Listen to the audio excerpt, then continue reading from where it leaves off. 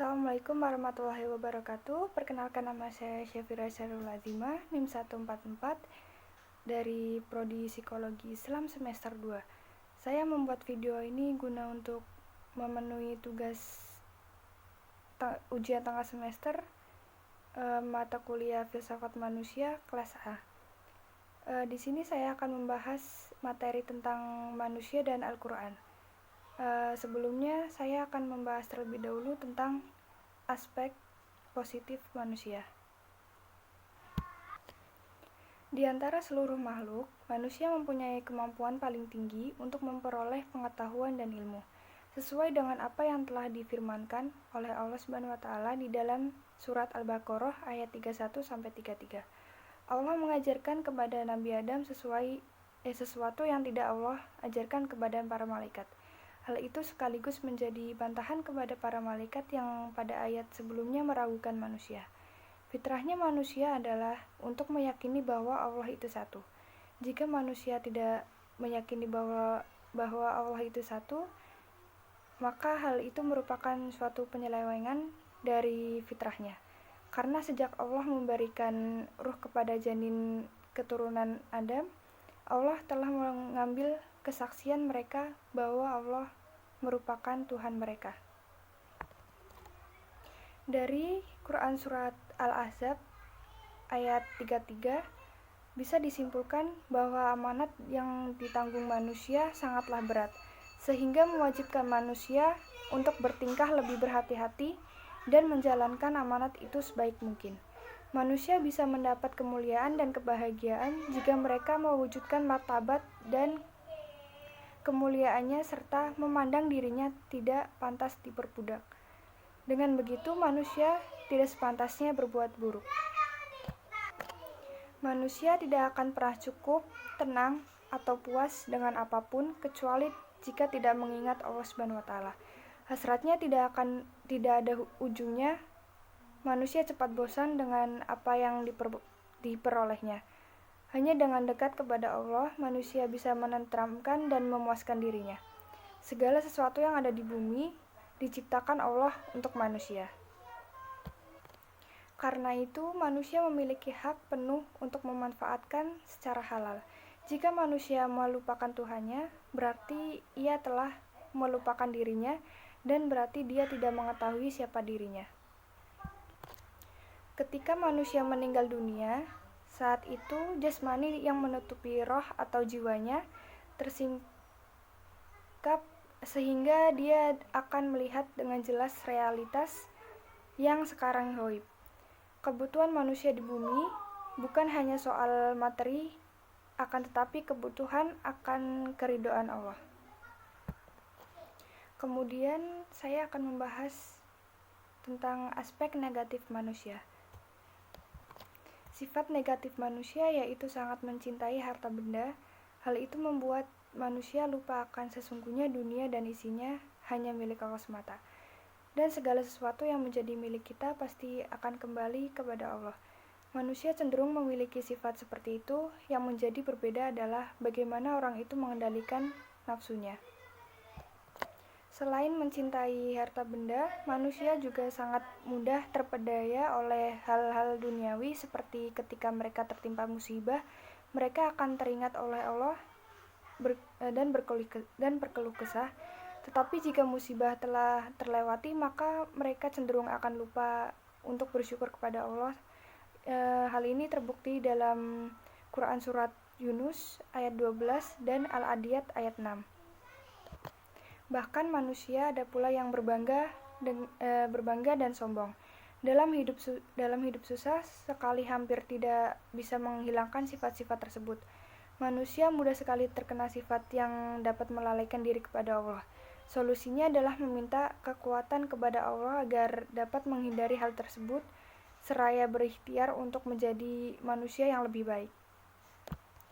Kemudian saya akan membahas tentang dasar manusia, baik dan buruk. Manusia adalah makhluk yang terbentuk dari dua sifat, yaitu baik dan buruk. Kedua sifat ini selalu menyertai manusia dalam kehidupan manusia yang akan membawa manusia itu ke dalam kebenaran maupun kesesatan dan kebahagiaan maupun kesedihan. Dalam 3 aliran filsafat besar Tiongkok juga sudah ada perdebatan mengenai sifat asli manusia, yaitu menurut Rujia dengan Mengzi mengatakan bahwa manusia pada dasarnya baik adanya. Menurut Fajia dengan Sunzi mengatakan bahwa manusia pada dasarnya buruk adanya.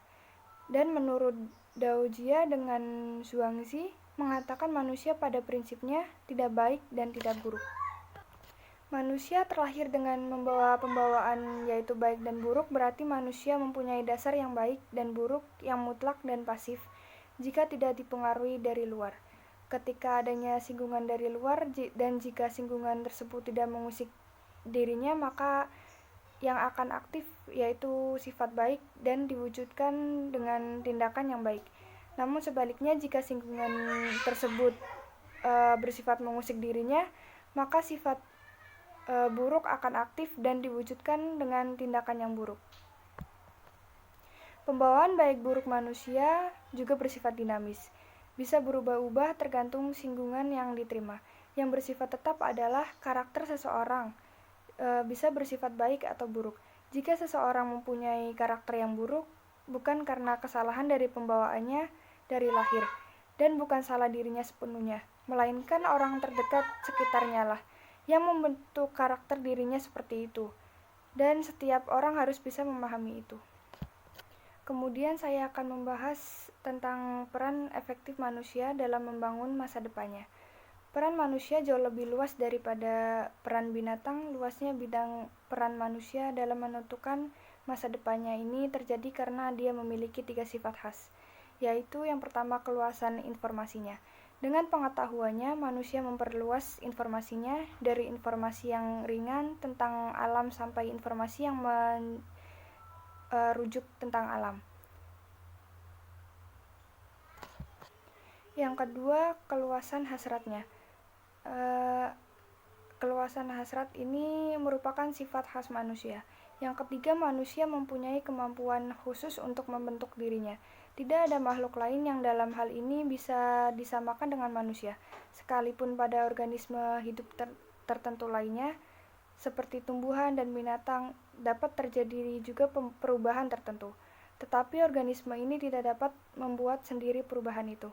Manusialah yang membawa perubahan yang dibutuhkan organisme hidup ini. Jika dibandingkan dengan manusia, kemungkinan berubah pada organisme hidup ini sangatlah terbatas. Kemudian saya akan membahas tentang manusia dan kewajiban. Untuk mengikat manusia agar menunaikan kewajiban, maka pembuat hukum perlu mengikuti kondisi tertentu. Dengan kata lain, hanya manusia yang memenuhi syarat tertentu saja yang bertanggung jawab guna menjalankan kewajiban. Syarat yang mesti dipenuhi dalam setiap kewajiban adalah sebagai berikut. Yang pertama, akil balik. Manakala manusia sampai pada tahap tertentu dalam hidupnya, tubuhnya mengalami perubahan yang terjadi cukup mendadak. Demikian juga perasaan dan pikirannya. Perubahan-perubahan ini disebut akil balik. Ini merupakan tahap alamiah yang dicapai setiap orang. Yang kedua, syarat rohani. Syarat lain untuk menunaikan kewajiban adalah sehat rohani. Orang gila karena tidak mempunyai pemahaman maka tidak memiliki kewajiban. Kasusnya sama dengan kasus anak yang belum mencapai usia akil balik. Bahkan ketika mencapai usia akil balik pun seseorang tidak berkewajiban membayar kewajiban yang menjadi tanggungannya ketika dia belum mencapai usia akil balik. Yang ketiga, tahu dan sadar. Jelaslah orang baru bisa menunaikan kewajiban jika dia sadar akan adanya kewajiban tersebut. Dengan kata lain, orang harus mengetahui sebelumnya kewajibannya sebelum dia diminta melaksanakannya. Yang keempat, mampu. Orang berkewajiban jika dia mampu. Kewajiban yang tidak mampu ditunaikannya, maka itu bukan kewajiban. Tidak pelak lagi kemampuan manusia ada batasnya. Oleh karenanya, kewajiban dibebankan kepada manusia sebatas kemampuannya. Yang kelima, kemampuan memilih dan kebebasan berkehendak. Prasyarat lain kewajiban adalah bebas berkehendak. Dengan kata lain, manusia baru wajib menunaikan kewajiban jika dalam penunaian kewajiban itu tidak ada unsur paksaan dari keadaan. Kewajiban tidak lagi wajib jika ada paksaan dari keadaan. Kemudian saya akan membahas tentang manusia dan takdir. Takdir memiliki dua bagian, yaitu qada dan qadar. Arti qada adalah keputusan Tuhan tentang kejadian dan peristiwa. Sementara qadar adalah estimasi tentang fenomena dan kejadian. Dari sudut pandang teologi, sudah jelas dan pasti bahwa takdir Tuhan tidak berlaku langsung pada kejadian. Takdir Tuhan meniscayakan kejadian itu terjadi hanya melalui sebabnya. Qada Tuhan menghendaki agar tatanan dunia didasarkan pada sistem sebab akibat. Apapun kemerdekaan yang dipunyai manusia karena akal dan kehendaknya, dan apapun keterbatasan yang dimiliki manusia karena faktor keturunan, lingkungan, dan sejarah, tetapi oleh takdir Tuhan manusia ditundukkan kepada sistem sebab akibat di dunia. Sebab itu, qada Tuhan tidak dipandang sebagai faktor yang membatasi kemerdekaan manusia. Apapun pembatasan yang dikenakan pada manusia merupakan akibat keturunan, kondisi lingkungan, dan kondisi sejarah manusia. Begitupun apapun kemerdekaan yang dipunyai manusia itu juga telah diputuskan oleh Allah Subhanahu wa taala.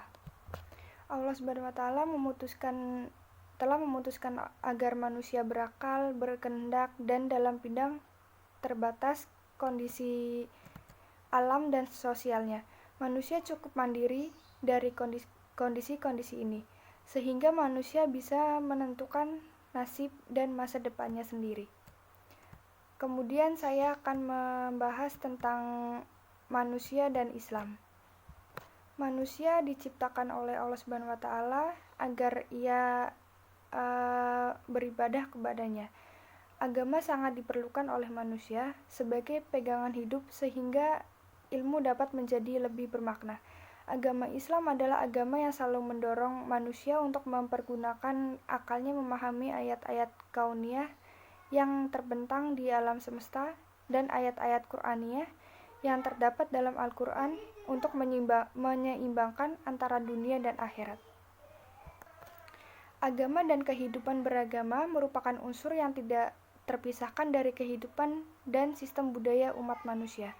Sejak awal manusia berbudaya, agama dan kehidupan beragama tersebut telah menggejala dalam kehidupan, bahkan memberikan corak dan bentuk dari semua perilaku budayanya. Dalam agama Islam ada 6 peranan yang merupakan hakikat diciptakannya manusia. Yang pertama sebagai hamba Allah, yang kedua sebagai makhluk sosial atau al-an, yang ketiga sebagai khalifah Allah, yang keempat sebagai Bani Adam, yang kelima sebagai petunjuk al-insan, yang keenam sebagai makhluk biologis atau al-basyar. Baiklah, sekian pembahasan materi tentang manusia dan Al-Quran dari saya. Kurang lebihnya mohon maaf. Wassalamualaikum warahmatullahi wabarakatuh.